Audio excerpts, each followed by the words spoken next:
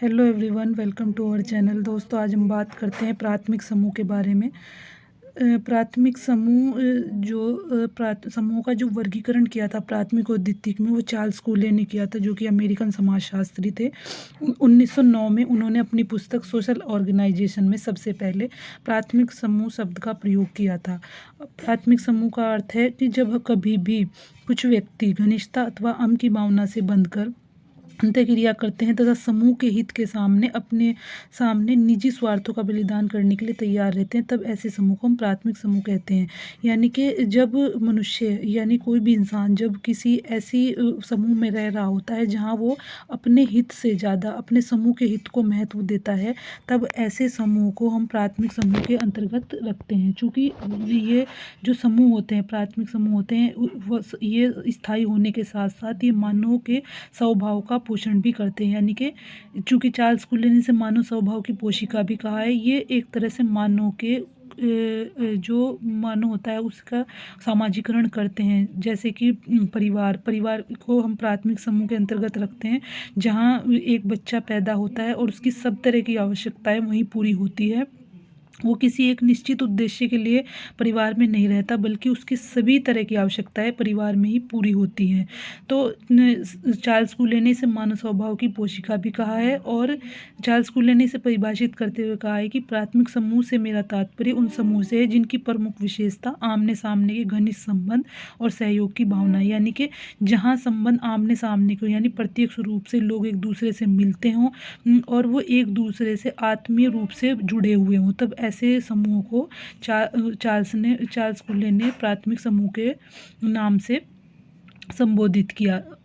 चूँकि एक परिवार में रहते हुए प्राथमिक समूह, चूँकि उनका प्राथमिक समूह का निर्माण चूँकि किसी भी योजनाबद्ध तरीके से नहीं होता, बल्कि इनका धीरे धीरे विकास होता है और धीरे धीरे ही इसमें रहते हुए व्यक्ति का समाजीकरण होता है।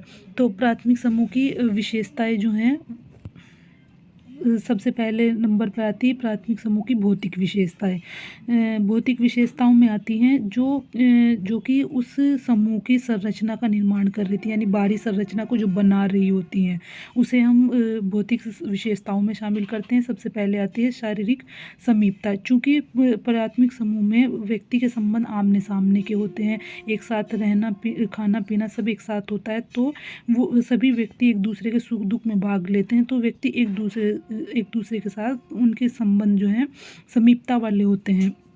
आमने सामने के संबंधों के कारण ही लोगों में जो है समूह के लोगों में घनिष्ठता पाई जाती है। इसलिए ये जो प्राथमिक समूह होते हैं उनकी प्रकृति स्थायित्व तरीके की होती है। दूसरे नंबर पर आती है समूह की लघुता। चूँकि प्राथमिक समूह का आकार जो है अन्य समूह के की अपेक्षा जो है छोटा होता है, इसलिए जो आपसी जो संबंध हैं वो घनिष्ठ तरह के होते हैं।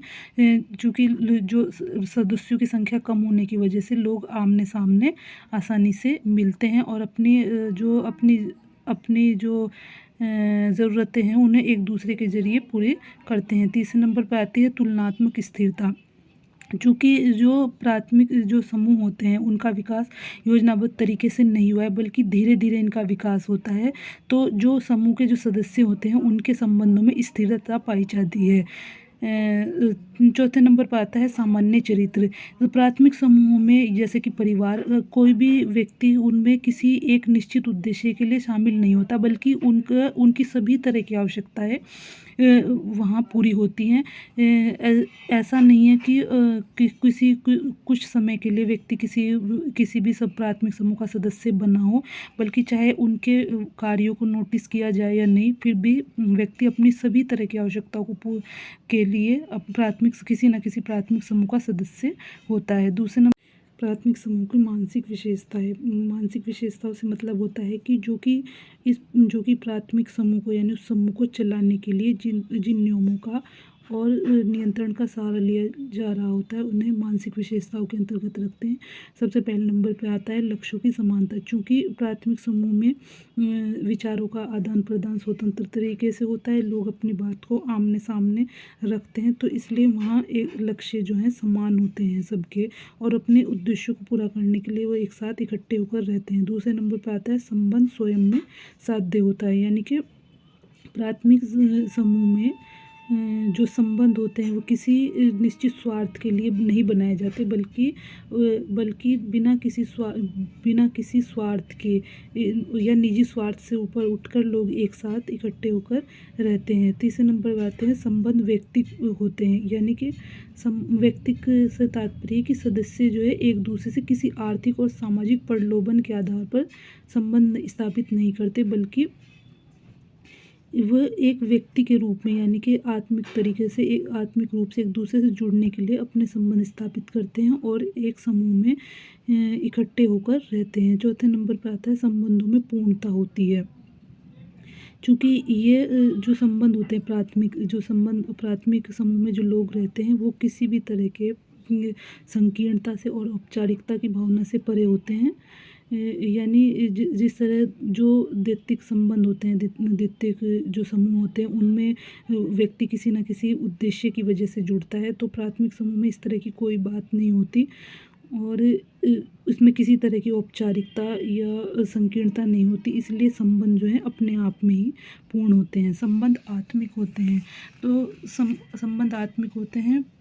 प्राथमिक समूह में संबंधों की स्थापना किसी बाहरी प्रलोभन अथवा बाहरी दबाव से नहीं होती, बल्कि व्यक्ति अपने स्वाभाविक रूप से ही अपने आप ही उनमें रहता है।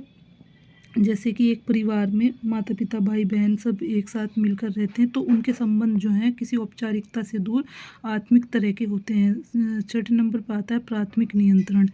प्राथमिक समूह में जो नियंत्रण होता है वो परिवार का अपने सदस्यों पर नियंत्रण होता है। जो परिवार के नियम, जो प्रथाएं परंपराएं होती हैं उनके ज़रिए प्राथमिक समूह में अपने सदस्यों पर नियंत्रण रखा जाता है, ताकि उनका सर्वांगीण रूप से विकास किया जा सके।